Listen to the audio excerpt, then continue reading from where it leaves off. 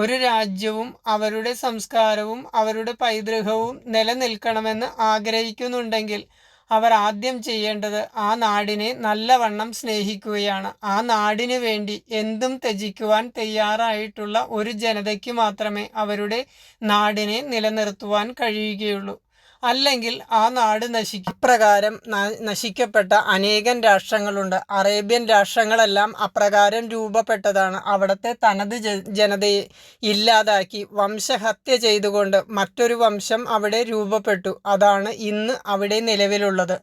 ആ വംശമാണ് ഇന്ന് ലോകം മുഴുവൻ കീഴടക്കുവാൻ വേണ്ടി ശ്രമിച്ചുകൊണ്ടിരിക്കുന്നത്. അത്തരമൊരു വംശത്തിൻ്റെ വികസനം മറ്റു രാഷ്ട്രങ്ങളുടെ നാശത്തിലേക്ക് നയിക്കുമെന്ന കാര്യത്തിൽ സംശയമില്ല. അതാണ് ഇന്ന് അഫ്ഗാനിസ്ഥാനിൽ സംഭവിച്ചുകൊണ്ടിരിക്കുന്നത്. അവിടുത്തെ തനത് ജനതയെ അവർ ഇല്ലാതാക്കി.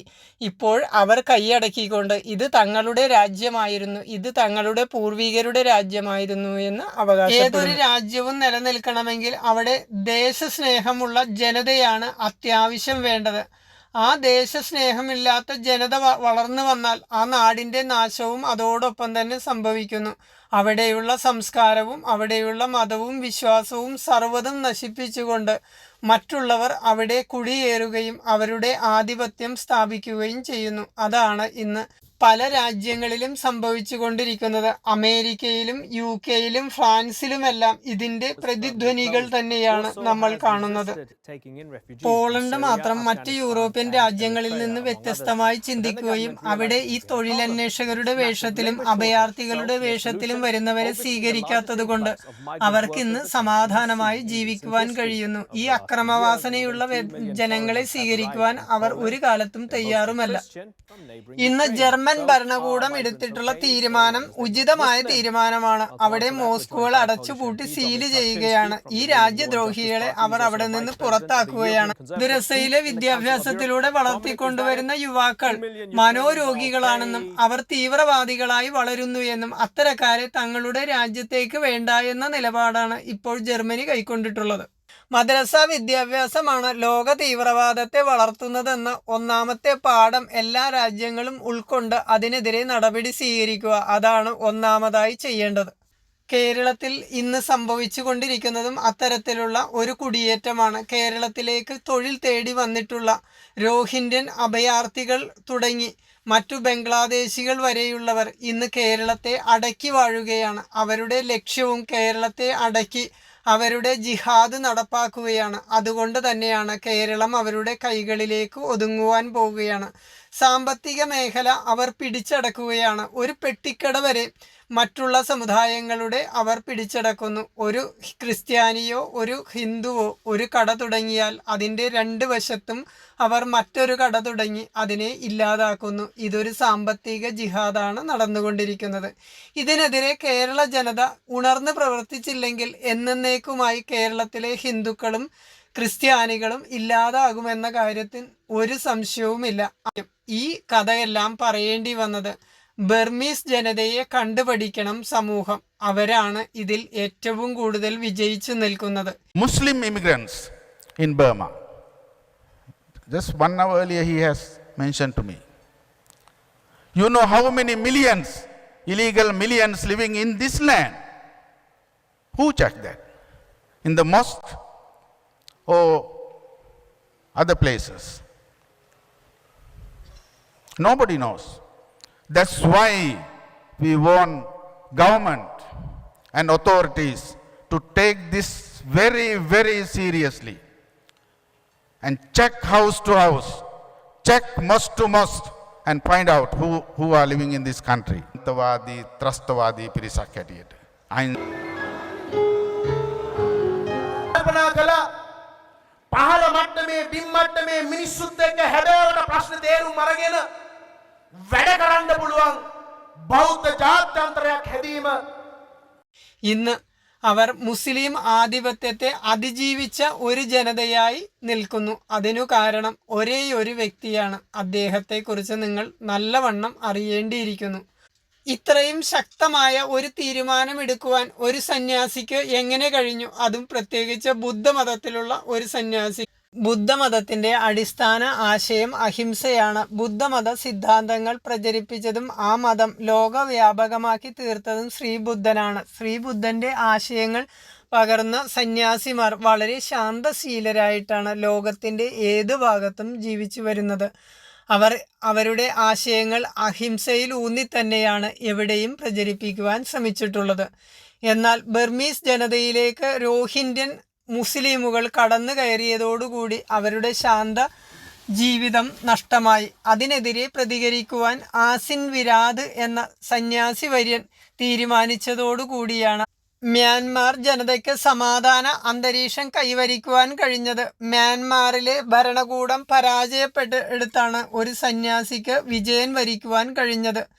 അവിടെ ഭരണം നടത്തിയിരുന്ന ഔങ് സാങ് സൂക്കിയുടെ നേതൃത്വത്തിലുള്ള ഗവൺമെൻറ് ഈ പ്രത്യേക വിഭാഗത്തിന് മതേതരത്വ കാഴ്ചപ്പാട് നൽകി രാജ്യത്തെ നയിക്കുവാൻ തുടങ്ങിയതോടുകൂടി സമാധാന അന്തരീക്ഷം നഷ്ടപ്പെട്ടു. എന്നാൽ പിന്നീട് സൈനിക ഭരണകൂടം അധികാരം പിടിച്ചെടുക്കുകയും വിരാതിൻ്റെ ആശയങ്ങൾ അവരും പിന്തുടർന്നുകൊണ്ട് അവിടെ ഭരണം നടത്തുവാൻ തുടങ്ങിയതോടുകൂടി സമാധാന അന്തരീക്ഷം കൈവരിക്കുവാൻ കഴിഞ്ഞു. ബുദ്ധമത സന്യാസിയായ അദ്ദേഹത്തിന്റെ ആശയങ്ങൾ ജനങ്ങളുടെ ഇടയിൽ നല്ല സ്വാധീനം ചെലുത്തിയതോടുകൂടി തന്നെ അവർ അതിനൊരു പുതിയ മുഖം നൽകി. 969 എന്ന ഒരു ഹാഷ്ടാഗ് നൽകി അവരുടെ കടകളിലും മറ്റു സാമ്പത്തിക സ്ഥാപനങ്ങളിലും ടാക്സികളിൽ വരെ ആ സ്റ്റിക്കർ ഒട്ടിക്കുവാൻ തുടങ്ങി. ബർമീസ് ജനത ഒരു ബുദ്ധമത രാജ്യമാണ്. അവർ ബുദ്ധമതക്കാർ ഒരു തീരുമാനമെടുത്തു. ഇനി തങ്ങളുടെ സ്ഥാപനങ്ങളിൽ നിന്ന് മാത്രമേ തങ്ങൾ സാമ്പത്തിക ഇടപാടുകൾ നടത്തുകയുള്ളൂ എന്ന്.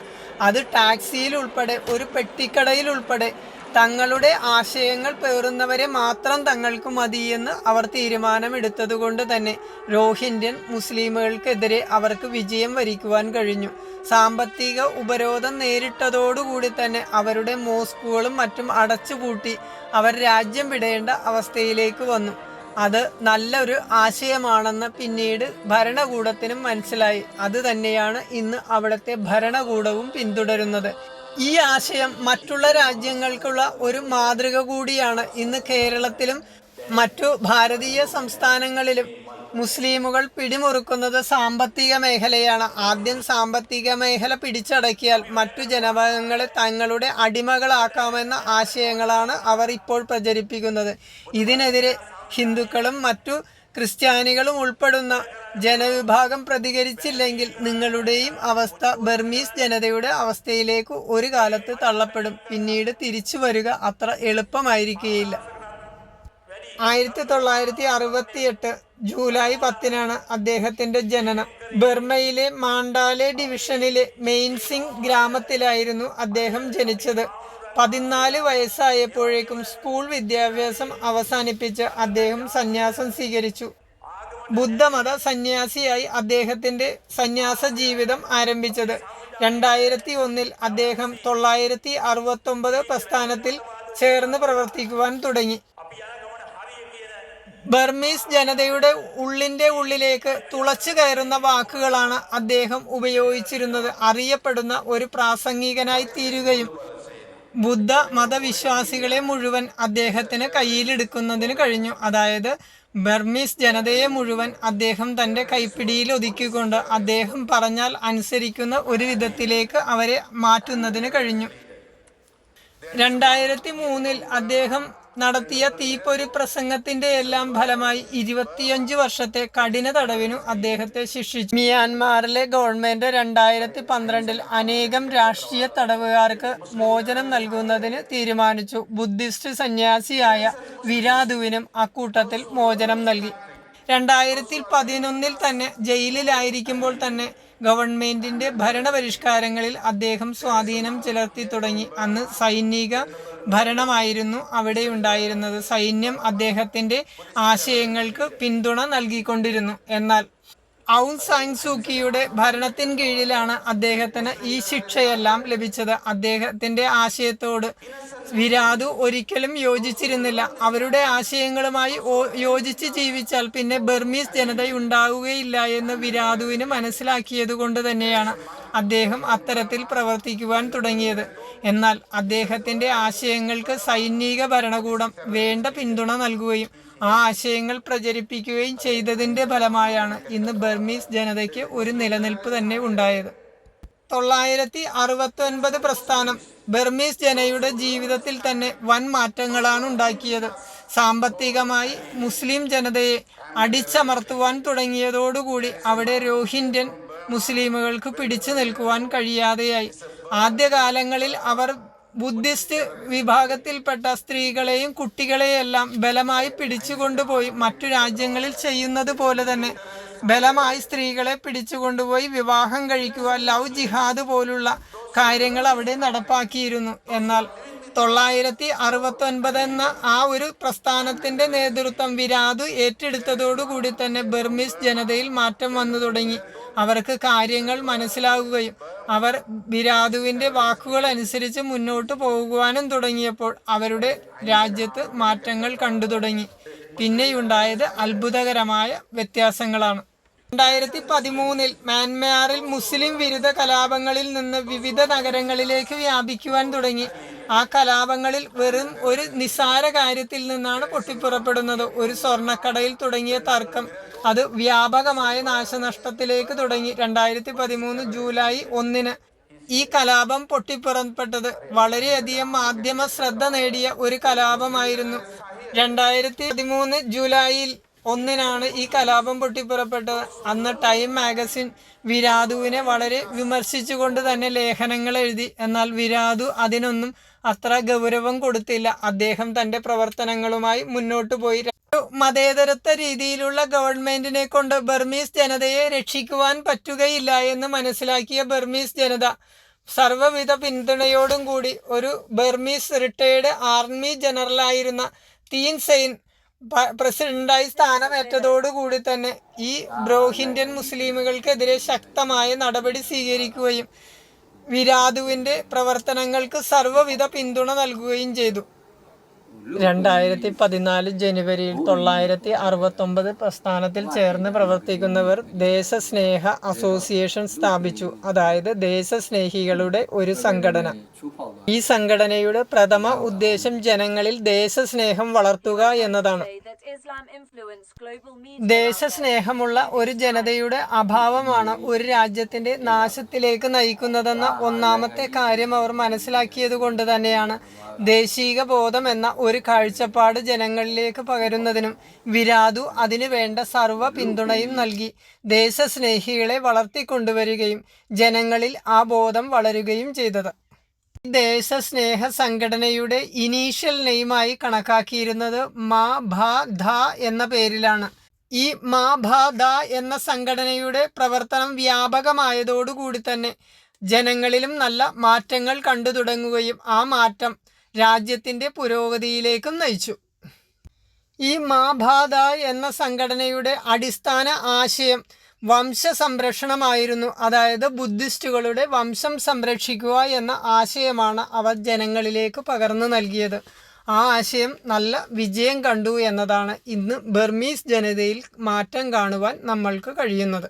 2017 ഈ സംഘടനയുടെ പേര് മാറ്റി ബുദ്ധ ധർമ്മ ചാരിറ്റബിൾ ഫൗണ്ടേഷൻ ആക്കി മാറ്റി. 2017 തന്നെയാണ് എല്ലാ മാധ്യമ ശ്രദ്ധ നേടിയ അവിടുത്തെ പോലീസ് സ്റ്റേഷൻ കത്തിക്കൽ കലാപവും. അതിൽ ഏകദേശം 71 പേർക്കാണ് ജീവൻ നഷ്ടപ്പെട്ടത്. അതിൽ അനേകം പോലീസുകാരും ഉണ്ടായിരുന്നു. പോലീസ് സ്റ്റേഷൻ ഇവർ കത്തിക്കുകയായിരുന്നു. റോഹിൻഗ്യൻ അഭയാർത്ഥികളായി പിന്നീട് പുറത്തേക്ക് വന്നവർ ബർമീസ് ജനതയെ അത്രയധികം ദ്രോഹിച്ചിട്ടുണ്ട്. അതുകൊണ്ട് തന്നെയാണ് അവർ അടിച്ചു പുറത്താക്കിയത്. അതായത് ഒരു രാജ്യത്ത് സമാധാനമായി ജീവിക്കുവാൻ നിവൃത്തിയില്ലെങ്കിൽ അവർക്കെതിരായി നിൽക്കുന്നവരെ അടിച്ചു പുറത്തിറക്കുക തന്നെ വേണം. അതാണിന്ന് ബർമീസ് ജനത മറ്റു രാജ്യങ്ങൾക്ക് മാതൃകയായി മാറുന്നത്. ജർമ്മനി അത് തന്നെയാണ് ഇന്ന് പരീക്ഷിക്കുന്നത്. UK-നും മറ്റു രാജ്യങ്ങൾക്കും ഈ പരീക്ഷണം അധികം താമസിയാതെ നടപ്പാക്കേണ്ടി വരും. ഈ ബുദ്ധ ധർമ്മ ചാരിറ്റബിൾ ഫൗണ്ടേഷന്റെ സ്വാധീനം മ്യാൻമാറിലെ സൈന്യത്തിൽ വരെ കാണാം. ആ ആശയങ്ങൾ തന്നെയാണ് സൈന്യവും ഇന്ന് നടപ്പാക്കുന്നത്. അതായത് അവിടെ തീരുമാനങ്ങൾ എടുക്കുന്നത് തോക്കിന്റെ കീഴിൽ തന്നെയാണ്. അങ്ങനെ ഇവരെ നിയന്ത്രിക്കുവാൻ കഴിയുമെന്ന് ബർമീസ് ജനതയ്ക്ക് മനസ്സിലായി. മുസ്ലിം ജനതയ്ക്ക് ബർമയിൽ ഉണ്ടായിരുന്ന പൗരത്വ അവകാശങ്ങളിൽ ബഹുഭാരിത്വം പോലുള്ള അവകാശങ്ങൾ എടുത്തു കളയുക തന്നെ ചെയ്തു അവർ. കാരണം ഇതിലൂടെ അവർ ജനസംഖ്യ വർദ്ധിപ്പിക്കുവാൻ ബോധപൂർവം ശ്രമിക്കുകയാണ്. ബർമീസ് ജനതയുടെ ഇടയിൽ ജനസംഖ്യ വർദ്ധിപ്പിച്ച് അവരുടെ മേൽ തങ്ങളുടെ ആധിപത്യം ഉറപ്പിക്കുവാൻ വേണ്ടിയാണ് ഇവർ ഇപ്രകാരം പ്രവർത്തിക്കുന്നത്. പിന്നീട് ഇതിന്റെ നിയന്ത്രണം സൈന്യം ഏറ്റെടുത്തു. ഈ സമിതിയുടെ നിയന്ത്രണം സൈന്യത്തിന്റെ കയ്യിൽ വന്നതോടുകൂടി അതിന്റെ പ്രവർത്തനം വളരെ ശക്തമായി തീരുവാൻ തുടങ്ങി. കാരണം ബർമീസ് ജനതയുടെ ജീവനും സ്വത്തിനും സംരക്ഷണം നൽകുന്നതിന് പട്ടാള ഭരണവും സർവ്വവിധ പിന്തുണയും നൽകിയതോടുകൂടി മാഭാധയെ നിയന്ത്രിക്കുന്നത് ഒരു കൊളീജ്യമായി മാറി. ആ കൊളീജ്യത്തിന്റെ നിയന്ത്രണത്തിലുള്ള പ്രവർത്തനം അതിനെ വളരെ ശക്തമാക്കി തീർത്തു. മാഭാധായുടെ ഏറ്റവും ശക്തനായ നേതാവായി തിരഞ്ഞെടുക്കപ്പെട്ടിട്ടുള്ളതും വിരാതു തന്നെയാണ്. ആ സംഘടനയുടെ എല്ലാവിധ പിന്തുണയും അദ്ദേഹത്തിനുണ്ട്. ബർമീസ് ജനതയെ അപേക്ഷിച്ച് മുസ്ലിം പൗരന്മാർക്കുണ്ടായ പൗരാവകാശത്തെ നിയന്ത്രിക്കുന്നതിനും വിരാതു ഒരു മാർഗം ഏർപ്പെടുത്തി. അതായത് ഒന്നിലധികം ഭാര്യമാര് മുസ്ലിമുകൾ അവിടെ ഉണ്ടായിരുന്നു. ആ നിയമം അദ്ദേഹം മാറ്റിച്ചു. അതായത് ബഹുഭാര്യത്വം മുസ്ലിം അംഗസംഖ്യ വർദ്ധിക്കുന്നതിന് കാരണമാകുന്നുവെന്ന് അദ്ദേഹം പഠിച്ചു നല്ലവണ്ണം. അതിനനുസരിച്ച് അവിടെ ബഹുഭാര്യത്വം തന്നെ മുസ്ലിമുകൾക്ക് ഇല്ലാതാക്കി. ഇത് ജനസംഖ്യാ നിയന്ത്രണത്തിന് ഒരു കാരണമായി തീർന്നു. കാരണം മറ്റു രാജ്യങ്ങളിലേക്ക് ജനസംഖ്യ പെരുപ്പിച്ചുകൊണ്ട് ആ രാജ്യത്തെ ജനങ്ങളെ കീഴടക്കുവാൻ ഇവർ ഒരു ആയുധമാക്കിയിരുന്നു. അത് ഇസ്ലാമിസ്റ്റുകളുടെ ഒരു ആയുധമാണ്. എല്ലാ രാജ്യങ്ങളിലും ഈ തന്ത്രം അവർ പ്രയോഗിക്കുന്നുണ്ട്. മാഭാധ എന്ന സംഘടനയാണ് ഈ നിയന്ത്രണങ്ങൾ ഏർപ്പെടുത്തുന്നതിന് മുൻകൈയെടുത്തത്. അത് വിജയിക്കുകയും ചെയ്തു. 2013 ജൂലൈ 21 അദ്ദേഹത്തെ ലക്ഷ്യം വെച്ചുകൊണ്ട് ഒരു ബോംബ് സ്ഫോടനം നടത്തിയെങ്കിലും അദ്ദേഹത്തിന് അതിൽ പരിക്കുകൾ ഏൽക്കാതെ രക്ഷപ്പെട്ടു. എന്നാൽ മറ്റു സന്യാസിമാർക്ക് ഇതിൽ പരിക്കേൽക്കുകയുണ്ടായി. 2015 ജനുവരിയിൽ അദ്ദേഹം ഐക്യരാഷ്ട്രസഭ പ്രതിനിധിയായിരുന്ന യാങ് ഹി ലീയെ പരസ്യമായി പെൺവേശ്യയെന്ന് വിശേഷിപ്പിച്ചു. ഇതിനെ തുടർന്ന് ഐക്യരാഷ്ട്രസഭയിലെ ഉദ്യോഗസ്ഥന്മാർ വിരാതുവിനെതിരെ വിമർശനങ്ങൾ ഉന്നയിച്ചിരുന്നു. എന്നാൽ അതൊന്നും അദ്ദേഹം ചെവിക്കൊണ്ടില്ല. യാങ് ഹി ലീ ദക്ഷിണ കൊറിയയിലെ ഒരു അറിയപ്പെടുന്ന പ്രൊഫസറും ദക്ഷിണ കൊറിയൻ ഡെവലപ്മെൻറ്റ് സൈക്കോളജിസ്റ്റുമായിരുന്നു. 2017 ഫെബ്രുവരി 23 തായി സർക്കാരിൻ്റെ റെയ്ഡിനെ പ്രതിഷേധിച്ച് അദ്ദേഹം മഹാമുനി ക്ഷേത്രത്തിൽ പ്രാർത്ഥന നടത്തി പ്രതിഷേധം രേഖപ്പെടുത്തി. ഔങ് സാങ് സൂക്കിക്കെതിരെ അദ്ദേഹം പരസ്യമായ വിമർശനങ്ങൾ നടത്തുകയും വിദേശ താൽപ്പര്യങ്ങൾ സംരക്ഷിക്കുന്നതിനു വേണ്ടി മുല കുടിക്കുന്ന ഒരു വേശ്യയാണ് ഔങ് സാങ് സൂക്കി എന്ന് അദ്ദേഹം വിശേഷിപ്പിച്ചു. 2019 മെയ് മാസത്തിൽ അദ്ദേഹത്തിനെതിരെ അറസ്റ്റ് വാറണ്ട് പുറപ്പെടുവിപ്പിച്ചു. 2020 പൊതു തിരഞ്ഞെടുപ്പിൽ ഒരാഴ്ച മുമ്പ് അദ്ദേഹം യാങ്കൂണിലെ പോലീസ് സ്റ്റേഷനിൽ കീഴടങ്ങി. എന്നാൽ 2021 സെപ്റ്റംബറിൽ വിരാതുവിനെതിരായ രാജ്യദ്രോഹ കുറ്റങ്ങൾ സൈനിക ഭരണകൂടം തള്ളിക്കളയുകയും പിന്നീട് അദ്ദേഹത്തെ വിട്ടയക്കുകയുമാണ് ചെയ്തത്. 2022 നവംബറിൽ രാജ്യത്തിലെ പരമോന്നത ബഹുമതിയായ തിരി പ്യാഞ്ചി നൽകി അദ്ദേഹത്തെ ആദരിച്ചു. സൈനിക ഭരണകൂടത്തിന് അദ്ദേഹത്തിൻ്റെ പ്രവർത്തനം ആവശ്യമായിരുന്നു. ഒരു രാജ്യം നിലനിൽക്കണമെങ്കിൽ ഇത്തരത്തിലുള്ള പ്രവർത്തനങ്ങൾ ചില സമയങ്ങളിൽ ആവശ്യമാണെന്ന് സൈനിക ഭരണകൂടവും മനസ്സിലാക്കിയിട്ടുണ്ട്. അല്ലെങ്കിൽ ആ രാജ്യം തന്നെ ഇന്ന് ഇല്ലാതാകുമായിരുന്നു. ഒരുപക്ഷെ വിരാതു എന്ന സന്യാസി അവിടെ ഈ പ്രസ്ഥാനവുമായി പ്രത്യക്ഷപ്പെട്ടില്ല എങ്കിൽ ഇന്ന് ബർമീസ് ജനതയും ആ രാജ്യവും ഇന്ന് ലോക ഭൂപടത്തിൽ നിന്ന് മായുകയും വേറെന്തെങ്കിലും ഇസ്ലാമിസ്റ്റ് പേരുകളിൽ ആ രാജ്യം അറിയപ്പെടേണ്ട ഗതികേടിൽ വന്നേനെ. അത്രയും ധീരോദാത്തമായ പ്രവർത്തനമാണ് അദ്ദേഹം ബർമീസ് ജനതയുടെ ഇടയിൽ കാഴ്ചവെച്ചത്. ആ കഴിവുകൾ നമ്മൾ അംഗീകരിക്കുക തന്നെ വേണം. ഇതുപോലുള്ള സന്യാസി വര്യന്മാർക്ക് ഒരു രാജ്യത്തെ സംരക്ഷിക്കുവാൻ കഴിയുമെന്ന് വിരാതു തൻ്റെ പ്രവർത്തനങ്ങളിലൂടെ തെളിയിച്ചു. അതാണ് ഇന്ന് ബർമീസ് ജനത തങ്ങളുടെ മനസ്സിലേറ്റി കൊണ്ടു നടക്കുന്നത്.